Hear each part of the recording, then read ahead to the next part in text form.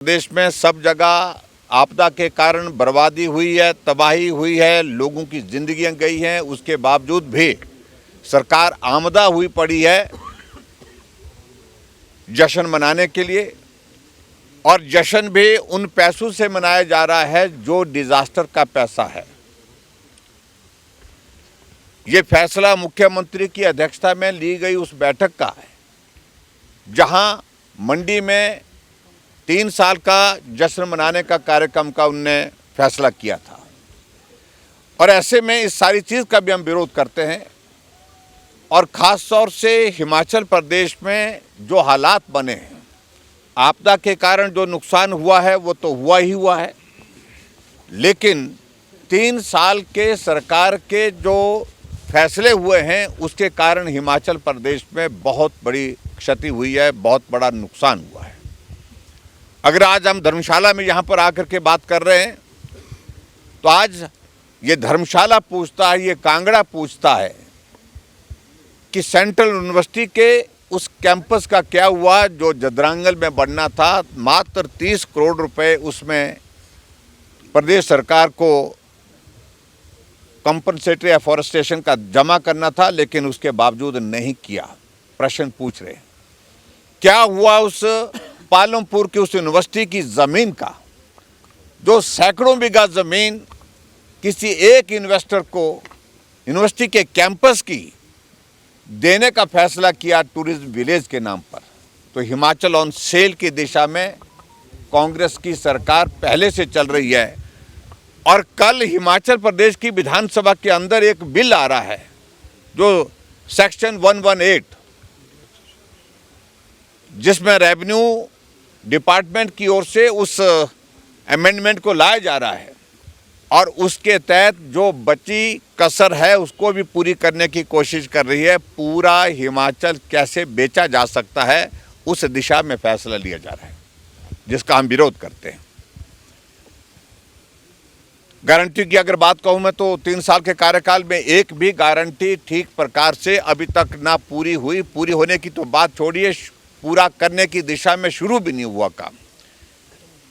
हिमाचल प्रदेश आर्थिक संकट में है, और आर्थिक संकट की स्थिति यह है कि जहां भारतीय जनता पार्टी ने 5 साल में 19,000 करोड़ रुपए का ऋण लिया, वहां 40,000 करोड़ रुपए मात्र 3 साल में कांग्रेस की सरकार ने ले लिया।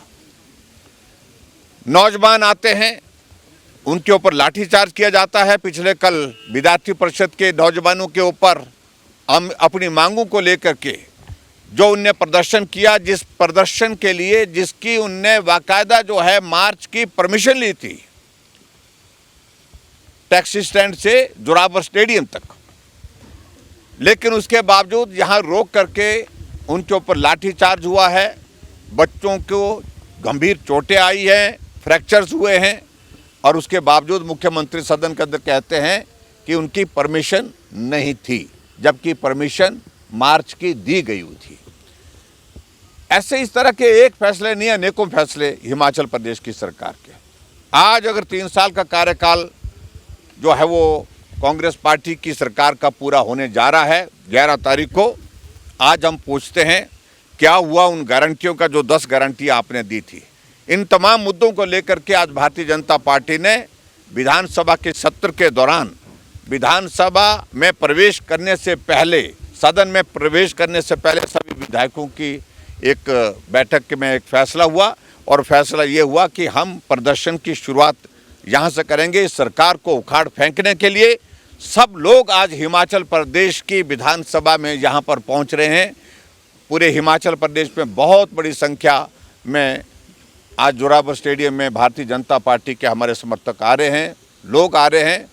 और आज ये प्रश्न भी पूछने का है कि विधानसभा में लोग अपनी समस्याओं के समाधान के लिए उम्मीद के साथ आते हैं, लेकिन अब विधानसभा के बाहर जो प्रदर्शन करने के लिए लोग आ रहे हैं वो सरकार को उखाड़ फेंकने के लिए आ रहे हैं।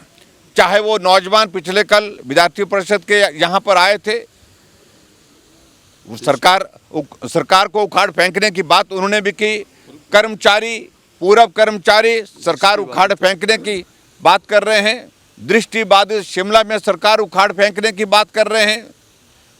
जो सरकारी कर्मचारी, जो पैरा वर्कर और यहाँ पर जो पार्ट टाइम वर्कर सारे जितने भी आ रहे हैं आजकल के दिनों में, सब सरकार उखाड़ कर फेंकने की बात कर रहे हैं। ओबीसी के लोग अपना हक मांगने के लिए आए, सरकार उखाड़ फेंकने की बात कर रहे हैं। तो 3 साल के कार्यकाल में हर जगह से एक ही आवाज़ आ रही है कि वर्तमान कांग्रेस की सरकार को उखाड़ फेंकना है। इसके लिए प्रदर्शन कर रहे हैं, क्योंकि सरकार से कोई उम्मीद अब बाकी नहीं है।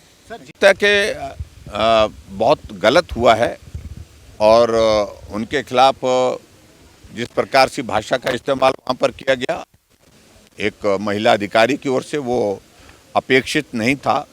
अधिकारी को आर्ग्यू करने का प्रश्न होना नहीं चाहिए। और मैं ही अगर पूछता हूँ उनसे कि जिस दिन प्रधानमंत्री नरेंद्र मोदी जी का पुतला राज्यपाल महोदय जी के निवास के गेट के सामने राजभवन के सामने जलाया जा रहा था, उस वक्त वो शिमला के अधिकारी कहाँ थे? ये प्रश्न है मेरा।